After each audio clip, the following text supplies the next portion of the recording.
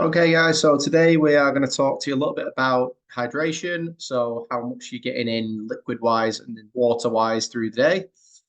So, a couple of things that we need to be really mindful of is what hydration is. And what we're talking about is the process of basically getting enough water into your tissues and your body and making sure that you have enough water coming in on a day-to-day basis.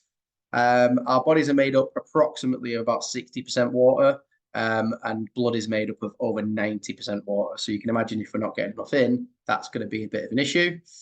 So it's essential for our bodies to allow many functions and processes to take place. These include things like kidney functions, forming of saliva for breaking down, which helps break down food, regulating your body temperature, detoxing your body, so making sure your body can process any harmful sort of things coming in, transportation of nutrients and oxygen to the cells as well, lubrication and cushioning of the brain, spinal cord, joints and tissues, blood pressure, and allowing the fluidity of blood vessels and blood. And then from there, what are the potential sort of side effects when we don't drink enough? Now, everyone knows about these a lot of the time. So having things like headaches, dizziness, poor concentration, dry mouth, constipation, fatigue, grumpiness, they're all really, really common. And most of you probably experienced those at some point, but not thought about it in terms of hydration. So following on from there, one thing that we often tell people about is people go, "Oh, I'm thirsty now, so I must be dehydrated." If you're already thirsty, you're already dehydrated. We need to make sure that that doesn't happen, because at that point you're already sort of lacking water intake. So quenching thirst isn't enough to just make sure that we're not thirsty at the moment. We need to make sure there's plenty going in to rehydrate you. It's a good indicator of your hydration level is your urine color, so what color your pee is. If it's dark, you're very dehydrated. So if it's very, very dark yellow, or kind of a browny color almost, you're very dehydrated. Light is probably slightly hydrated, so quite a light yellow.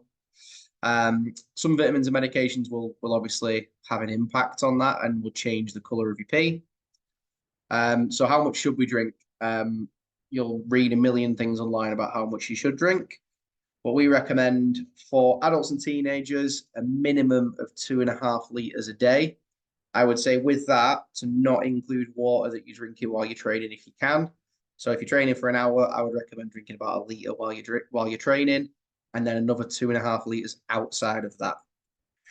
Uh, for children, up to about 12 years old, a litre to a litre and a half a day. You can drink more than that. It's not going to kill you. You'll just be going to the toilet a little bit more than you normally would if you're drinking a lot more. But it's important to remember that we also lose water through sweating and even breathing. So just because you might not be training that day, we still need to make sure that you're drinking plenty throughout the day to make sure that we are hydrated as well. And then, as it says at the bottom there, if you exercise very regularly, you must replenish your water more than the basic guidelines. So that's that sort of liter of water while you're training for an hour type thing. So what we want you to do after this is obviously now you know a little bit more about your hydration. We want you to start working on applying this in life in general, and making sure that we keep yourself as hydrated as you can. Make sure that we're getting a minimum of 2.5 liters in each day and track it in your core four checklist. Now, if you're at a liter at the moment and you're struggling to get more and you're looking at 2.5 liters is a hell of a lot, let's just bump that up by a little bit. So go from a liter to a litre and a half is still a big change, and then we gradually increase that over time.